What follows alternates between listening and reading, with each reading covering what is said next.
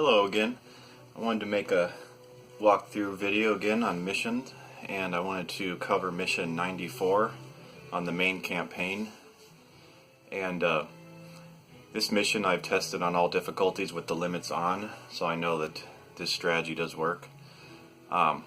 Pretty much for this one, I'll just go through each class as far as what I would recommend taking if you're any given class. For Ranger, I would recommend taking your best sniper, and I would take a machine gun for close range fight if you need to, if any enemies come after you, depending on if you have a fencer or wing diver up front to help you out or not. You can maybe take 2 snipers, but machine gun isn't a bad idea to take to protect yourself.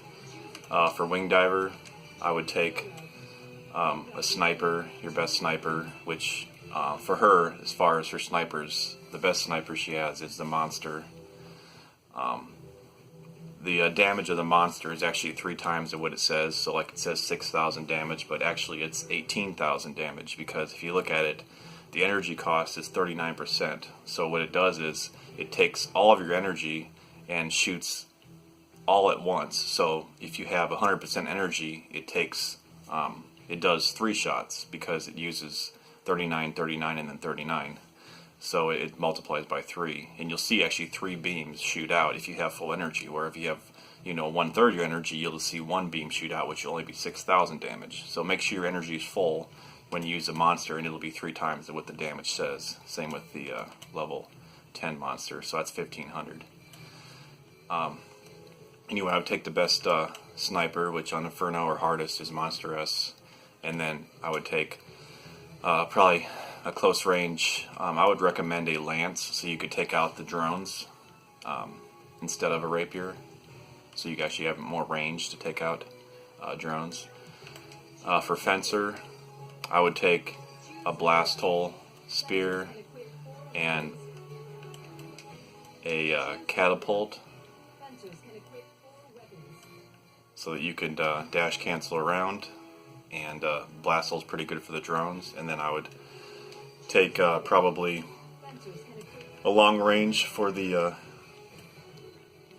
ships, if you need to do some extra damage on the drop ships as well. So NC cannon, or probably the 35mm Gallic heavy cannons would probably be better.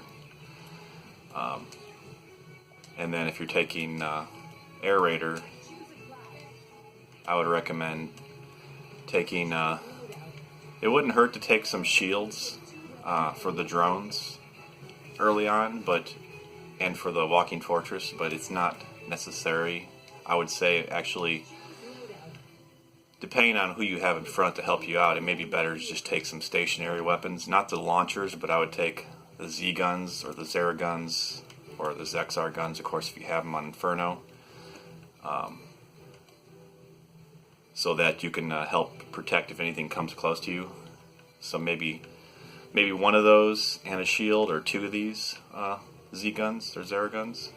And then I would take probably a railgun. You could take. I'd be careful with that though, because it does shoot through, so you don't want to hit anything behind. But you could either use a railgun to help with the drop ships, or you could take even a Vagalta.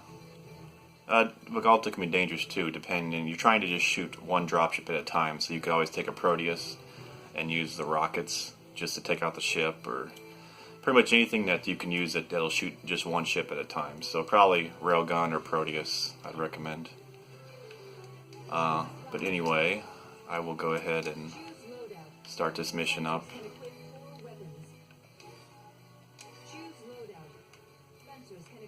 I'm not going to play the whole mission because of time, and also because of I don't want to I don't have someone else here with me. But anyway, what you're going to want to do right away is probably have the Ranger class or the Air Raider class, whoever's going to be in the corner, grab the Rangers here at the start. There's 3 sets here, so I'm going to go ahead and grab these. And then you want to head to the right corner. And this mission is actually surprisingly simple if you know what needs to be done. and in what order. So pretty much what you're going to want to do is right away is you're going to want to have one of the snipers. So that's why it's good to have, you know, a wing diver or a ranger, because they can snipe the easiest out of all the classes. But you're going to want to start systematically taking out all these drone ships. So pretty much you'll just, you know, snipe the ones that are near to you that are not, you know, too far out in the background, so you can just pull a few at a time. And you'll just start pulling the drones carefully. And even if some enemies come along and, like, say, you know, this D-Roy gets pulled at the start, that's fine, as long as you don't pull anything way in the back so that everything comes. So pretty much if you hit this ship right here, just the enemies in this vicinity and this ship are going to come to you. So, but if you hit, you know, this ship back here, you're going to have, you know, all those enemies from that ship and all the drones, and then all these enemies from this ship and all these drones come at you, which will pretty much be death on the later difficulties. So you're going to want to start with the nearest ship to you. But first you want to clear out as many drones as you can. You should be able to get most of them out. And you can pull this D-Roy as well to kill it, which is relatively quick to kill it. But just make sure when you're sniping, when you're attacking, you're just attacking enemies that are near you and that are coming after you. Not be careful not to hit anything in the background at all, and nothing else will come to you. Just the enemies in this vicinity of this ship. So once you have most of the drones cleared out, you'll attack the D-Roy and you'll attack this ship until it's dead. You'll have someone in front, preferably the wing diver or the fencer up front, a little bit closer to the ship and fighting the enemies, while the people in the back, the air raider or ranger or whoever's sniping, will be sniping that ship until it's dead. And then you'll just clear out all the enemies that come to you from that ship. And then you'll clear out any more drones that you can see that you can attack without pulling anything. And then you'll move on to the next ship. And the next ship will be this one right here. So you start with this one. Once that one's dead and cleared out, then you go to this one. And then you'll have the person in the back sniping this ship until it's dead. And then the person in front will be clearing out any enemies that come after you. Which the first one will be reds. And then the second one will be, I think it's spiders. And then after that ship is down, then you want to pull the far left ship next. Which, I don't know if that one comes out or something, because this one over here is not the far left ship, I don't believe. Let me look here really quick. No, I guess it might be. I guess it just moves, because this one will move more to the left as far as I remember, but you'll want to attack that one next. And then, you know, snipe that until it's dead, and any Hectors that come along with it, make sure to kill them.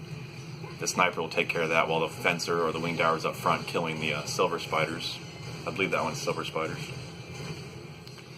And then after that one's down, and you clear out all enemies, then you'll want to attack the back right ship, which is this one back there, and you'll clear out anything that comes to you. I think that one is one of the hardest ones because it has the golds, at least on Inferno it does. So you'll have, you know, the fencer up front kiting and attacking, and you'll have the snipers, you know, attacking the ship till it's dead. That walker will not activate unless you hit it or hit enemy really close to it. So you definitely don't not want to activate that walker the whole time until the very end. So that'll be the second to last ship. And once that one's down, you clear out all enemies. Then you may have to move the party over to this area to be able to see the last ship, which will be the one that's to the left of the walker back here. And once again, as long as you don't hit the walker, you can attack and kill that ship until it's dead without pulling the walker. So you may have to everyone regroup here and then snipe that ship until it's down, and then the person up front will be attacking the spiders. And, you know, Zera guns help out or whatever. You can always have some Zera guns up front to help them out as well. Especially for the golds, I'd recommend having the Zera guns up front to help them with the golds, because especially on Inferno and on Hardest, it can be rough. The golds are really fast. That's why on Inferno or on Hardest, I might suggest, instead of taking the blast hull, I might suggest taking the spine driver, because at least on Inferno, even the fastest blast hull, when you're kiting around and trying to attack the golds, they're so fast that the second shot of the blast hole, it's hard to get off without getting hit by it. Whereas if you have a spine driver, you can be kiting around and just doing a quick attack a lot quicker than that, and then keep dashing around, attacking a lot quicker, and you can kill them a lot more simply. I do not recommend a shield with golds because they are so fast. They can get behind you very easily. I recommend a catapult and a spine driver. Anyway, once all the ships are down and you kill the Hectors that come along with it, like I said, carefully. Like, say a Hector gets pulled on one of the ships and he's pretty far out, I would recommend him wait till he gets closer to you before you attack him, because you don't want to pull any enemies that are with another ship that you're not currently attacking. And then, like I said, once the walker is the only thing left, then you can go ahead and trigger the walker. From then on, you won't be able to keep the drones completely dead, because they'll constantly be spawning out of the walker. But once you attack the walker will walk over to the left side over here, and it'll stop around this area over here, back here, and then the computer will attack it with a grind buster, I don't know what it is, and it'll start shooting lasers. So you want to make sure when you trigger that walker, make sure you're in this corner, everybody's in this corner, because especially on the later difficulties, the range of those lasers is ridiculous. So you'll be safer back here. It'll be over in this area, it'll start shooting lasers, and then you'll want your sniper, wing diver, or air raider could probably snipe it as well, or ranger is actually really good on this mission, surprisingly. You want to start sniping the lasers and the back turret, that spinning turret back there that spins around right there. Just start sniping those out, and the walker, once it stands there for a while and you shoot the lasers, it'll turn around and start walking to the right. So you can pretty much stay here in this corner the whole time. You can help out with some of the drones. You can keep sniping them, but they'll keep coming. But just try and focus on the lasers. And once you snipe out all the lasers, then you can pretty much go in and finish the walker, and it'll be done.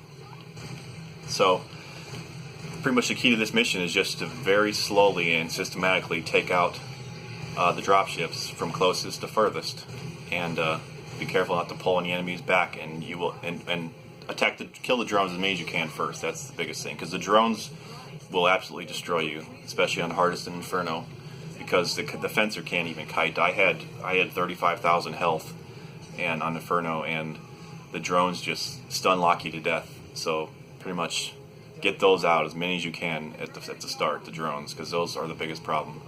And then just take down the dropships in order. That one, then that one, then that one, and then that one, and then the one behind the walker, and then the walker. And I think you'll find that this mission is really very simple if you do it that way. And like I said, I've tested this on every difficulty with the limits on, so I know that it works. So anyway, that's the best strategy I found for this mission, and thanks for watching.